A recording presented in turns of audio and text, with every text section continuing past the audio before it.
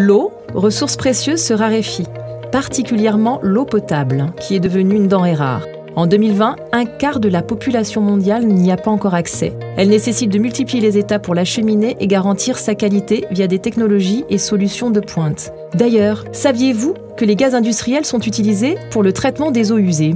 Pour en parler et pour parler du traitement de l'eau en général, aujourd'hui avec moi, Yvan Pajoli, directeur marketing Monde, utilité, recyclage et gestion des déchets au sein du groupe Air Liquide. Parlons Avenir. Les experts Air Liquide répondent à vos questions. Bonjour Yvan. Bonjour Amanda, très content d'être avec vous. Mais nous aussi, nous sommes ravis de vous avoir avec nous. Alors vous, comme le sujet du jour, vous voyagez, puisqu'on entend un joli accent chantant. D'où vient-il cet accent ? Brésil. Je me disais aussi. Alors, Yvan, on va rentrer dans le vif du sujet immédiatement. En 2021, le secteur du traitement de l'eau représentait environ 800 milliards d'euros. C'est colossal. Gérer l'eau aujourd'hui est non seulement un défi majeur, et surtout une urgence. Alors du coup, Yvan, comment mieux l'utiliser et donc la préserver ? Il faut savoir que lorsque nous parlons d'eau, nous distinguons deux chaînes d'approvisionnement, les eaux urbaines ou domestiques et les eaux industrielles. Quels que soient les types d'eau, il faut raisonner avec la logique des 3 R. Réduire, réutiliser et recycler. Alors là, vous venez de parler des eaux urbaines et vous parlez de réduire la consommation de l'eau. Alors je vais essayer d'être un peu concrète pour nos auditeurs. On va prendre par exemple les foyers de France. En moyenne, il y a 2 personnes par foyer. L'idée, c'est si nous, Français, on s'astreignait par exemple à ne plus prendre de bain et qu'on prenne que des douches. Alors évidemment, on passe pas des heures sous sa douche, mais qu'on se mouille par exemple, on éteint l'eau, on se savonne et on rallume l'eau juste pour se rincer. Est-ce que, Yvan, ça aurait un impact significatif sur la consommation de l'eau ? Oui, tout à fait. Réduire la consommation d'eau et surtout les pertes et régénérations nécessaires, c'est en responsabilité de tous. Et nous pouvons tous contribuer chez nous en faisant attention à les usages domestiques et également dans les usages professionnels. Alors, vous venez de parler de 3 R, on n'en a cité qu'un seul, donc il en reste encore 2. Quels sont-ils ? Oui, réutiliser l'eau entre différents usages quand la qualité les permet. Par exemple, l'eau utilisée pour laver des fruits et légumes chez nous est d'une qualité suffisante pour être utilisée pour l'arrosage des plantes. Et recycler, c'est-à-dire traiter l'eau pour lui donner une nouvelle vie. Enlever toutes les matières nuisibles afin de les réutiliser pour, par exemple, l'irrigation, les nettoyages ou même la consommation. Historiquement, on avait un réseau linéaire. On captait l'eau, on l'utilisait et puis on rejetait. Aujourd'hui, la rareté de l'eau et la concurrence entre les différents usages exigent d'aller vers un réseau intégré qui minimise la captation et augmente l'économie circulaire. Mais quand vous dites économie circulaire, Yvan, de quoi s'agit-il exactement ? Par exemple, les data centers, bâtiments qui regroupent des serveurs informatiques, qui dégagent beaucoup de chaleur, y ont besoin d'être refroidis avec l'eau en boucle. Chaque année, de nouvelles normes sont exigées pour la qualité de l'eau. Y a-t-il un cadre réglementaire autour de la gestion de l'eau, Yvan ? Oui, il y a des lois qui encadrent sa qualité et son utilisation afin de limiter l'impact sur l'environnement et sur la santé des consommateurs. Cette pression réglementaire ne cesse de s'augmenter. En France, par exemple, on compte aujourd'hui déjà 90 décrets ou arrêts. Et c'est exactement la même chose en Europe ? C'est la même réglementation ? Tout à fait. Il existe également une coopération à l'échelle européenne, notamment sur les contrôles des micropolluants, qui peuvent nous impacter même en très faible quantité, ou encore la réutilisation des eaux usées pour l'irrigation qui entrera en vigueur en juin 2023. Donc, est-ce qu'on peut dire que l'eau est la denrée la plus surveillée et la plus contrôlée aujourd'hui ? Tout à fait, Amanda. Sachez que l'eau du robinet aura été contrôlée 10 fois avant d'être consommée. Les stations de production d'eau potable ont une obligation d'autocontrôle et d'analyse, mais elles sont aussi soumises à une surveillance active par les différentes agences régionales de l'eau. Et combien y a-t-il de paramètres différents pour passer ce contrôle, justement ? Ah oui, il y a beaucoup. Environ 60 paramètres différents sont aujourd'hui contrôlés.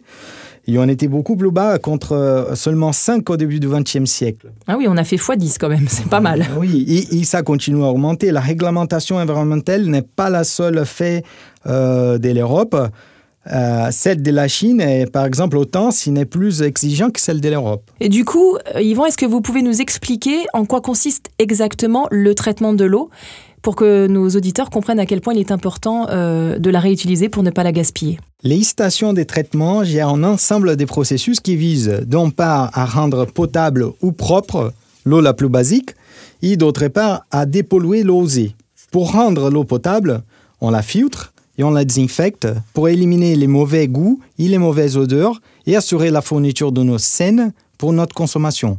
Bon là, en l'occurrence, en vous écoutant, je me rends compte vraiment à quel point c'est important la question du traitement de l'eau et que c'est essentiel. Tout à fait, Amanda, mais malheureusement, en 2020, encore 80% des eaux usées sont rejetées dans l'environnement sans avoir été traitées. C'est sûr qu'avec des différences majeures entre les géographies, mais la mise en place d'un système efficace de traitement des eaux usées à l'échelle mondiale s'avère donc une priorité pour l'avenir de l'humanité. Saviez-vous que même les eaux pluviales doivent être traitées parce qu'elles entrent en contact avec les bâtiments industriels qui peuvent être contaminés par des résidus de production, du chlore, du carbone? Alors concrètement, justement, comment on traite ces eaux usées?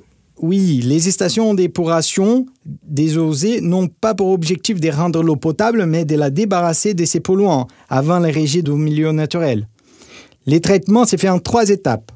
Première, on élimine 30 à 40% des pollutions, surtout des solides en suspension, des matières organiques. Ensuite, étape 2, on traite et supprime les substances dissoutes dans l'eau via une solution biologique qui fait appel à des bactéries. Ces bactéries se nourrissent des polluants présents dans l'eau usée. Dès que les polluants sont éliminés, les bactéries sous forme d'éboues sont enlevées et peuvent être révalorisées en engrais ou en matière première pour la production d'énergie, les biogaz par exemple. Et parfois, on élimine les derniers polluants qui ont survécu aux 2 précédentes étapes. Ce sont des traces d'hormones, des ingrédients pharmaceutiques, des pesticides et toute autre molécule dangereuse, même en très faible quantité. Alors, on va revenir au traitement biologique de l'eau. C'était la 2e étape dont vous nous avez parlé. Quelle est la contribution d'Air Liquide dans ce domaine? Oui, les traitements biologiques de l'eau utilisent donc des bactéries qui consomment la pollution. Tout comme nous, ces bactéries ont besoin d'oxygène pour respirer. Avant, c'était l'air comprimé qui était injecté.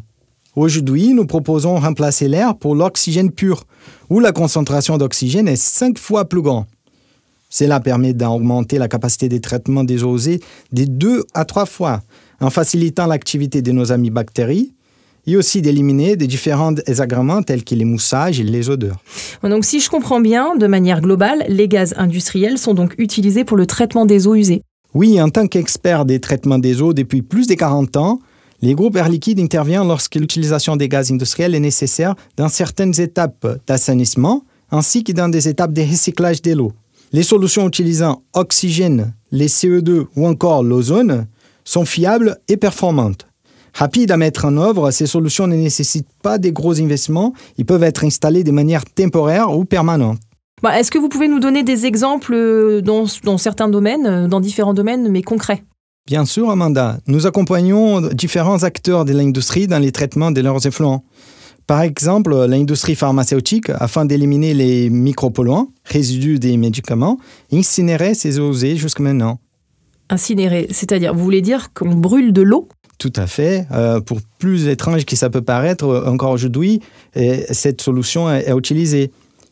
Nous proposons l'ozone pour détruire ces composants sur place. C'est efficace, peu coûteux et avec un moindre impact sur l'environnement. Alors, on vient de parler d'oxygène, d'ozone, mais qu'en est-il du CO2? Par exemple, dans l'industrie du lait, on utilise les CO2 pour traiter les eaux de lavage qui sont trop alcalines pour être rejetées. Donc, on l'a bien compris, le mot d'ordre aujourd'hui, c'est la logique des 3 R, réduire, réutiliser, recycler et de l'économie circulaire. Est-ce que c'est déjà le cas dans une partie du monde, Yvan? Oui, tout à fait, Amanda. C'est déjà le cas, par exemple, à Singapour, où les égouts, une fois traités jusqu'en qualité ultra pure, sont recyclés pour tous les types d'usages, dont la consommation d'eau potable par les foyers. Eh bien, merci Yvan d'avoir été avec nous aujourd'hui, d'avoir éclairé nos auditeurs en répondant aux questions de nos actionnaires. Quant à nous, on se retrouve très vite pour un nouvel épisode et en attendant, prenez bien soin de vous. Si vous voulez en savoir plus sur nos activités ou nous poser une question, rendez-vous sur airliquide.com.